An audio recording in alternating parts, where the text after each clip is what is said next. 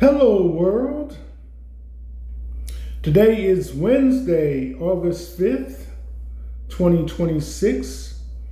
This is a sideshow. I'm Theodore Parker, and now we're into the month of August, 2026. Day number 5 on a Wednesday. We'll start out with the weather in this area.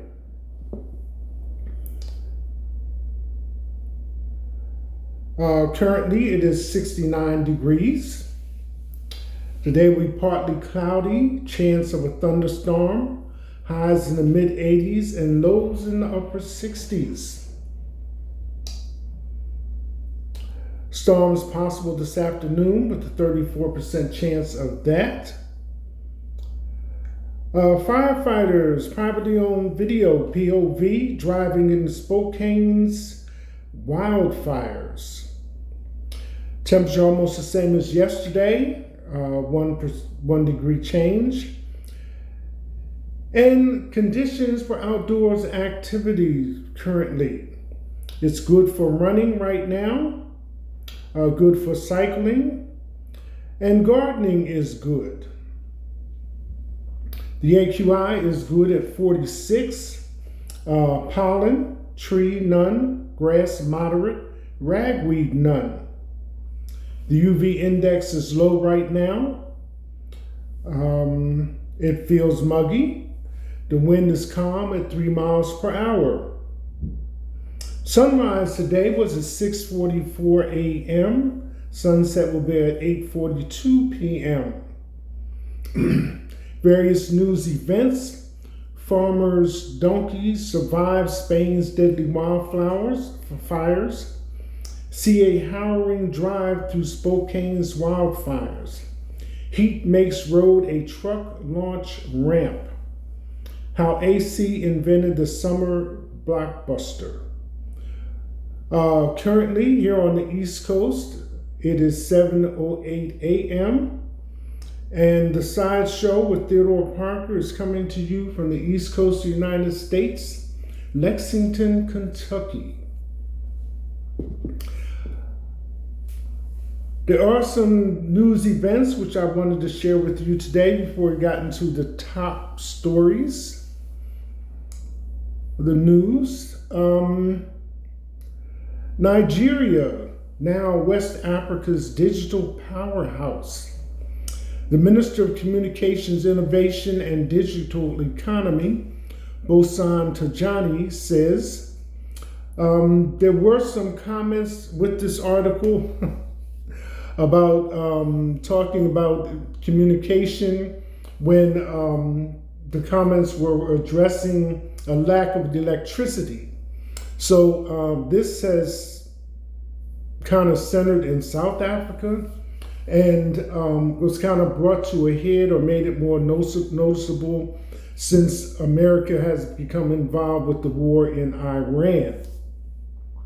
So there's been more funding coming from the World Bank, combining with another African bank to help change the way electricity is generated.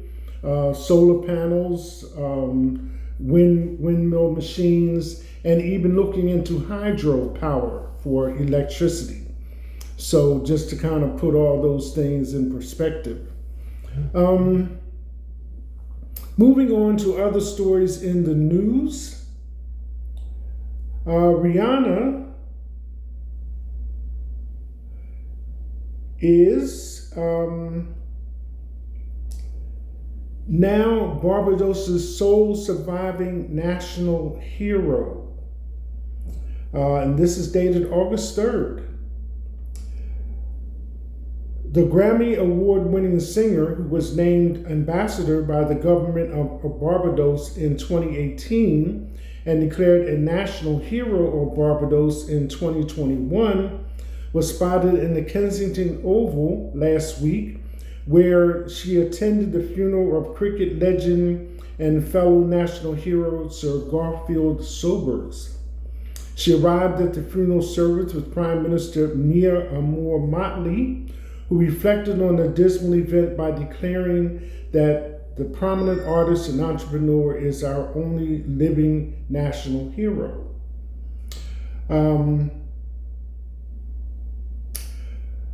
Comments from the Prime Minister, Motley wrote, with Sir Gary's passing, the right excellent Robin Rihanna Fenty now stands as our only living national hero. Prime Minister Motley wrote, the mantle upon her shoulders carries the weight of history, the duty of service, and the pride of an entire nation. I am confident that hers are shoulders strong enough to bear it. She has long carried Barbados into every room, onto every stage, and across every border, showing the world our courage, compassion, excellence, and fierce pride. So, right, excellent Robin Rihanna Fenty from Barbados. Kind of switching gears a little bit, as you know, I'm involved in the martial arts, and there were several stories that hit over the last few days in regards to the martial arts, but basically reflecting the geographical broadness of all of these things.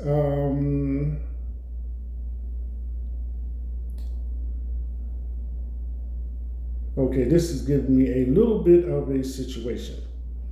So here it is. Lee family guides Haiti to big success in Taekwondo. Chaplain Park Sr. and Taekwondoan Jessica Lee has written a chapter of history after guiding Haiti to its first ever gold medal in the Central American tournament. So congratulations to her on that one. Here's one, has to do with enjoying the perks of money and having it. 2027 Mercedes Maybach S680 sedan. This happened to be a video, and it shows all, as we have, all the whistles and bells that go with that. Price tag is a little bit north of $247,000, but believe me, the way this thing was laid out, in order to get in it, you step to the side, and there's a panel. You touch the panel. Excuse me. It comes on. It says your name, and then it's biometric entry. So you have to do a retina scan before the doors will open. Once the doors open, a panel comes out that you can step on in order to enter the vehicle. This particular one, the interior was all white. And the seats, like, laid out into something like a lazy boy, prop your feet up with a little console panel in the middle.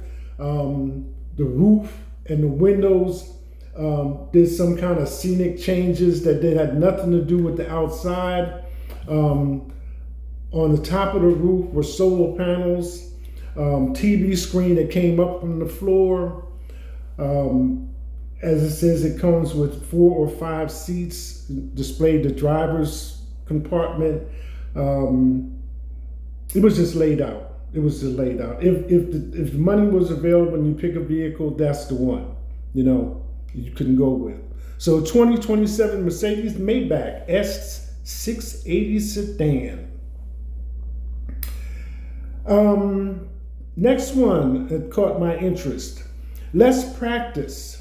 Tuskegee University president responds to critics of HBCU's new dress code policy.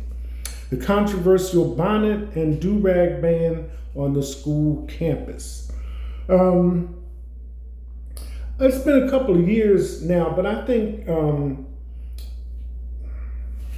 Winfrey addressed that idea of the bonnets and the do-rags kind of by way of an explanation, probably seen it but not really familiar. These are things that have to do with your self-care at home. So it's not necessary that you wear them out in the street, as you go about your day or conduct business. So the idea with imposing or bringing about this ban on campus was to prepare the students for their roles in business and other areas of that their education is directing them to become a part of. So that's the explanation for that. Next one, best HBCUs for securing top jobs and high salaries ranked. So this was of interest to me because, I have an education, the bill for it, student loans was a lot more than I had anticipated, and there's always that little, worry where you graduate and you wonder what kind of job you're going to land. It used to be, it's not, it has been said at one time, it's not what you know, it's who you know. So since then, things have kind of moved along in a more positive direction. I just simplify things and say, go to the student building and look on the announcement board and see what's available there as far as directing you toward where jobs are available related to your field of study. But this list, the top ones in regards to returns, for money spent, et cetera, et cetera. So I'll just get into this right quick. Top private HBCUs. Number one is Howard. The Mecca, just some of the high points about it. The Mecca earned the top spot based on its impressive 69% 6-year graduation rate, 90% retention rate, and standout alumni including Kamala Harris, Thurgood Marshall, Toni Morrison, and Taraji P. Henson. She's been posting some videos related to fashion lately that I've seen anyway. Howard graduates command an early career median pay of $70,600 and median mid-career salaries exceeding $123,000. Next on the list is Spelman College. 91% retention rate. Spelman, the country's first HBCU for women. Powerhouse alumni that includes Alice Walker, Stacey Abrams, and $102,000 mid-career median pay. Excuse me. And as follows. Time constraints, I'm not going to try to do each one, but number 3 on the list, Morehouse College. Career salary of $126,700. Samuel L. Jackson, Martin Luther King Jr., Spike Lee, and Maynard Jackson. Some of the graduates from there. Xavier, number 4. $104,000 alumni salaries mid-career.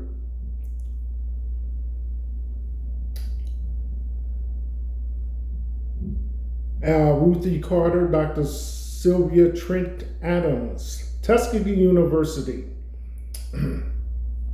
Today it stands as the only HBCU in the country with a fully accredited College of Veterinary Medicine, producing over 75% of the nation's black veterinarians and the only HBCU to offer ROTC programs for all branches of the U.S. military, including the Space Force.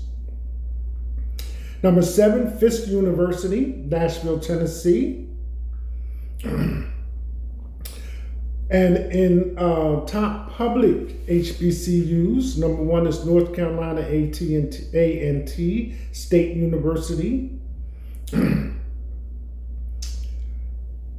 Next one is Florida A&M University.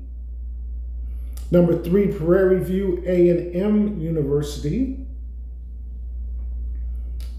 And number 4, Morgan State University. Number 5, University of the Virgin Islands. Number 6, Tennessee State University. Number 7, Bowie State University, Maryland.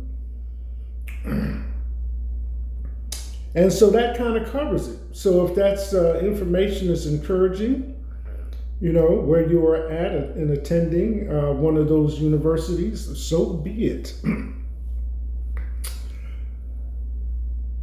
The next one, diamonds were once forever for De Beers. Not anymore.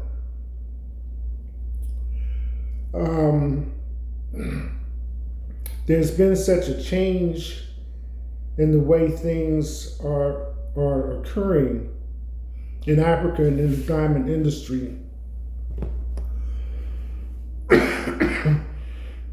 Excuse me.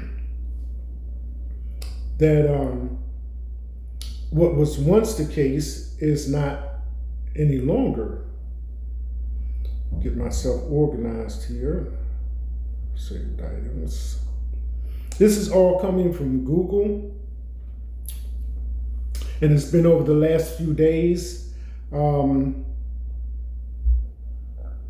I mentioned before about the way De Beers have been doing business in Africa, South Africa in particular. But this kind of puts a focus on it. Diamonds were once forever for De Beers, dated July 31, 2026, not anymore. A flood of manufactured diamonds and a U.S. Federal Trade Commission ruling has broken the miner's century-old grip on the market. What was most important, I guess, was who would be taking it over. So, kind of get to that point of it.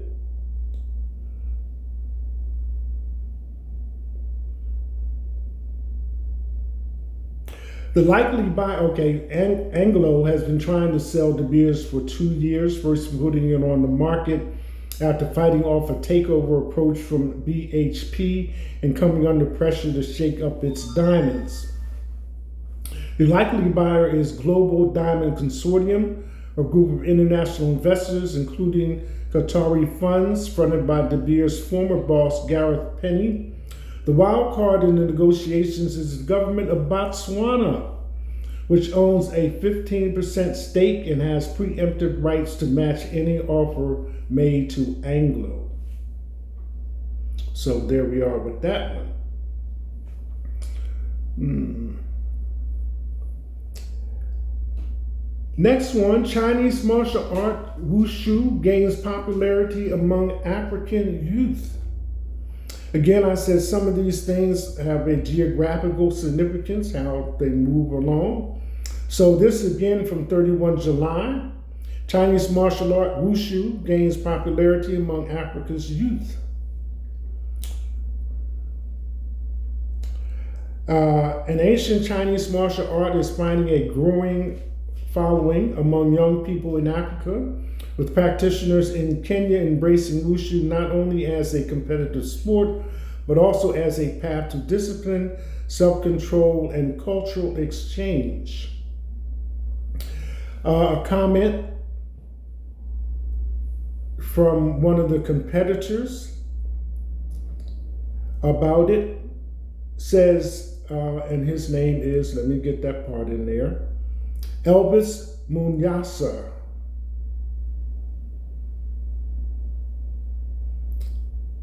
He says, this is where you come and see the level of your performance. Competing with other athletes helps you understand where you are, and you learn a lot. He also added, it teaches you how to control yourself. If someone insults you, you do not react immediately. You learn to withhold yourself or walk away. There's a lot of discipline in wushu. Practitioners say the sport builds confidence, resilience, and respect while introducing them to aspects of Chinese culture and philosophy.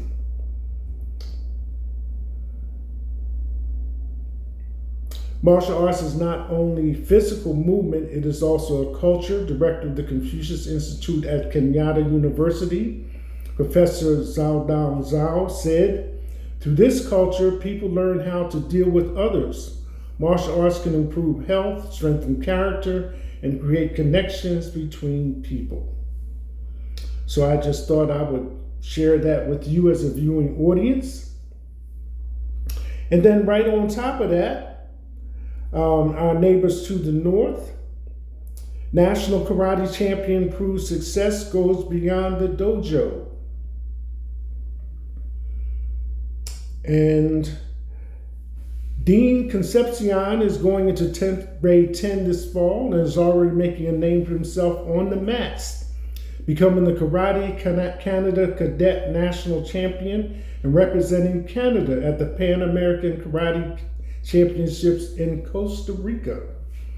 So one way to travel, one way to get your name out there, one way to learn about other cultures. So Canada, Dean Concepcion. I had made a comment the last time I was on the air in regards to Spain and Morocco. And I was talking about Africa, and I was kind of over here with the boot of Italy and talking. I kind of got off track, but Morocco, if you can see over my shoulder where my paint is Spain. Make sure I'm on the right part here. But Spain and Morocco are just however close they are across that waterway. Enough for current news articles are saying 70,000 people, of which, 72,000, of which 70,000 have returned to Morocco. And I can't forget this little part that was done by a reporter interviewing a group of men that had come from Morocco to Spain. And one of the men young man, commented that Morocco is a beautiful place, but it's expensive. So they were thinking that they were going to stay. There has been some loss of light crossing that. The numbers have grown from the original comments of 26,000 to greater numbers. But right next to Spain is Portugal. And it kind of reflects back to, South America and any other Spanish-speaking language country, wherever they're geographically located. So Spain is kind of like, if memory serves me, Castilian Spanish, but Portugal, right next to it, sounds close to Spanish, but it's not.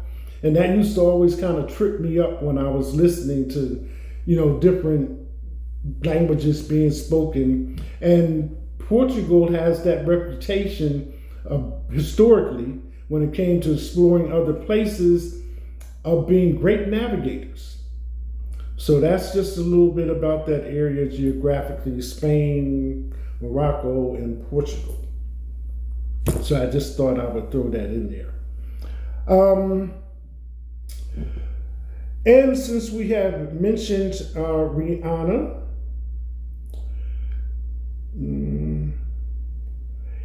there was a, kind of getting into it today here, a video of her with her children. And I've kind of watched various videos and things from Jay-Z's concert, that included Rihanna's name in it. But this, as it is titled,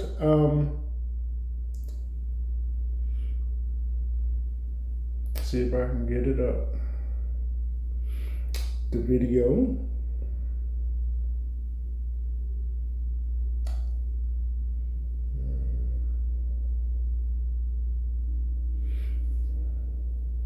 It is, while I'm looking for it, it is a video of Rihanna with her children. And it mentions how cute her children are. So here we go. and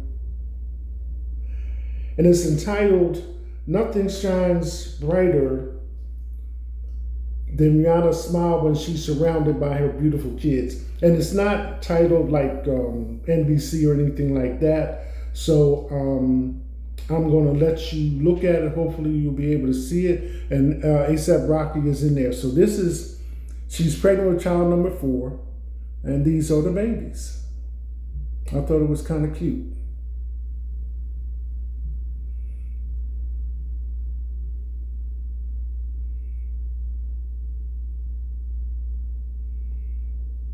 Okay, so just that one for Rihanna. And our top stories going forward.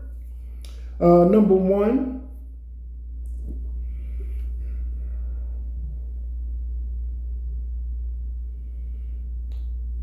This is insider trading by definition. Trump sells $100,000 monthly subscription service to Wall Street to further monetize the presidency. In layman's terms, he's selling this subscription to Wall Street and other businesses for them to get a milliseconds advance warning on what comes out on his social media platform, Truth Social. So you can take that for what it's worth, as they say.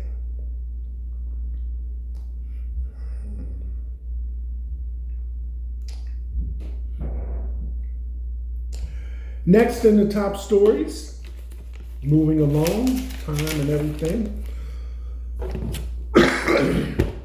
Arizona man allegedly paralyzed by Nancy Guthrie sheriff's deputies after alleged thwarting call demands $176 million in payment. Next one in the top stories, Meghan Markle wows in one-piece swimsuit as she jumps in the pool with balloons to mark 45th birthday. Okay, go Meghan. Which reminds me, it's also been put out on social media that President Barack Obama celebrated his 65th birthday over the past few days. So, all's well. Number 4 in the public, in top stories, public safety official arrested for allegedly helping son flee shooting. Police, that was in New York. Number 5 in the top stories, Ceuta migrant surge exposes Spain-Morocco tensions as Islamist groups reportedly seek to exploit border crisis. So most of the people that are leaving Morocco have settled in a small town of Ceuta. As I said, 72,000 people came across, 70,000 have returned. These 2,000 are being scanned or looked at to see if anybody with a terrorist background or criminal activity has decided to stay. Next in top stories, Scott Bessent is using moves from his hedge fund days to prop up Japan's yen and America's $40 trillion national debt. Number 7 in the top stories, Collins drops the hammer on Trump's pick to lead DOJ, jeopardizing path to confirmation. This is regarding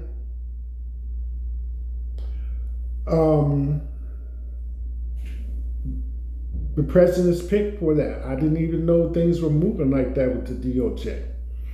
South Korean students detained for allegedly breaking into U.S. military base and shouting anti-American slogans. And number 9, in the list for top stories, was the colleges that give graduates the strongest career edge, according to LinkedIn. So this is a list of 50 colleges that are under discussion for their returns as far as investment and time. So 7 new schools debuted in the rankings, including Middlebury College, number 37, Claremont McKenna College, number 40, Washington University in St. Louis, number 42, University of North Carolina at Chapel Hill, number 45, Davidson College, number 47, Williams College, number 48, Bowdoin College, number 49. So that's a list of 50. Vanderbilt is included. Brown University, just to name a few. Some names that I look for that kind of stand out. So it's that time of year, getting back in there, hitting those books and seeing where it takes you. Lawyers in reflecting pools say Justice Department new case was flawed. So that concludes the top stories, 10 of which were in the media this morning, and some interesting news items some items that I found of interest to me before that. So here we are, beginning of August, on into another month, brand new start. Again, everybody that's in the viewing audience, hope there was something of interest to you today. Again, this is a sideshow. I'm Theodore Parker. That's it. Hashtag